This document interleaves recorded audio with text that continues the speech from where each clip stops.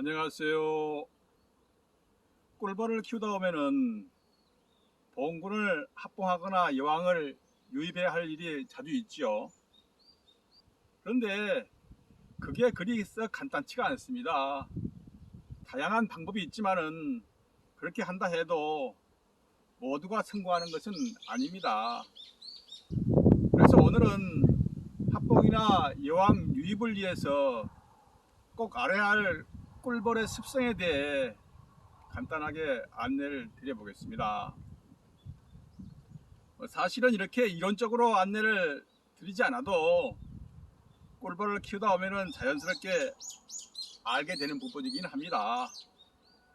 또 학문적인 근거를 두고 안내를 드리는 것이 아니고 저의 개인적인 체험을 바탕으로 안내를 드리는 것이라서 부족한 부분이 있을 수 있으니 참고만 하시기 바랍니다.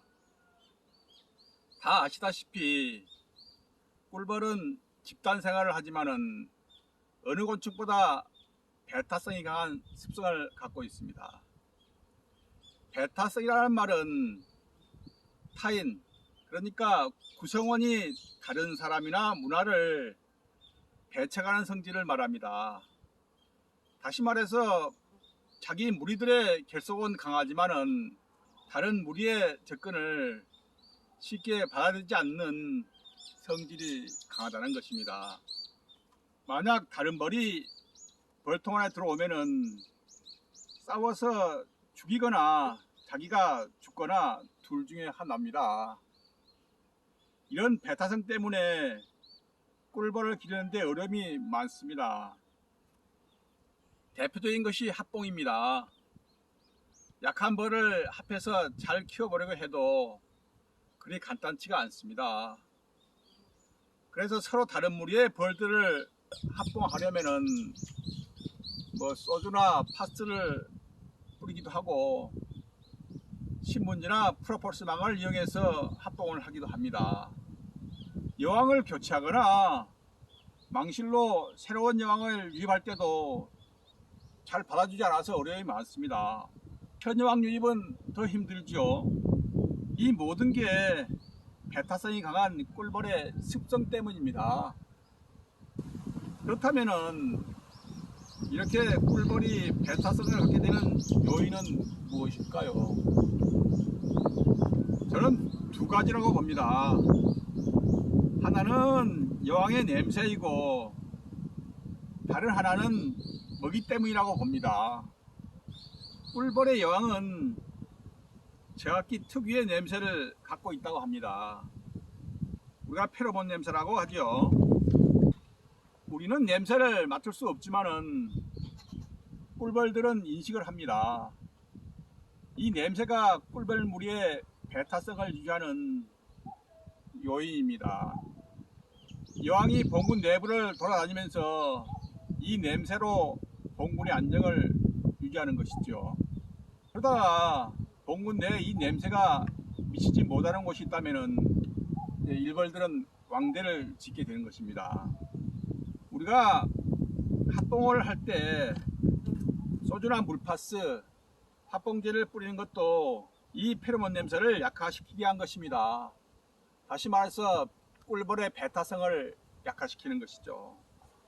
무항군인 기간을 늘리거나 봉군 내 충판을 제거하는 이유도 이 페로몬 냄새를 약화시키기 위한 것입니다.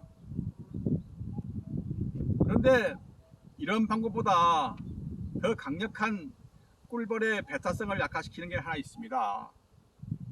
바로 먹이입니다.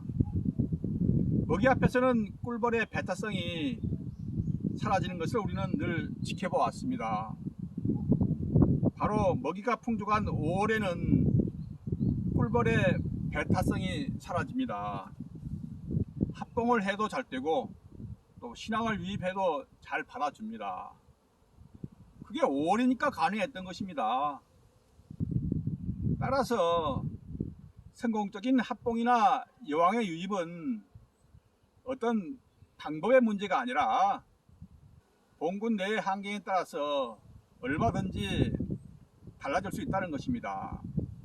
정리를 해보자면은 합봉할 때 합봉제로는 무엇을 사용할 것인지, 여왕을 유입할 때는 어떤 방법으로 할 것인지는 각자의 방법으로 하면 되겠지만은, 중요한 것은 꿀벌의 베타성을 최대한 약화시켜서 해야 한다는 것이죠. 그래야 이제 합봉도 잘 되고 여왕도 잘 박아준다는 이야기입니다. 그리고 그 베타성을 약화시키는 가장 기본은 먹이를 충분히 공급하는 데서 시작된다고 저는 생각을 합니다. 이제 내년벌을 잘 키우려면은 봉군을 합봉하거나 여왕을 교체하는 시기입니다. 베타성이 강한 꿀벌의 습성을 이해하고 이를 잘 응용하면은 도움이 될까 해서 안내를 드려보는 것입니다. 예, 감사합니다.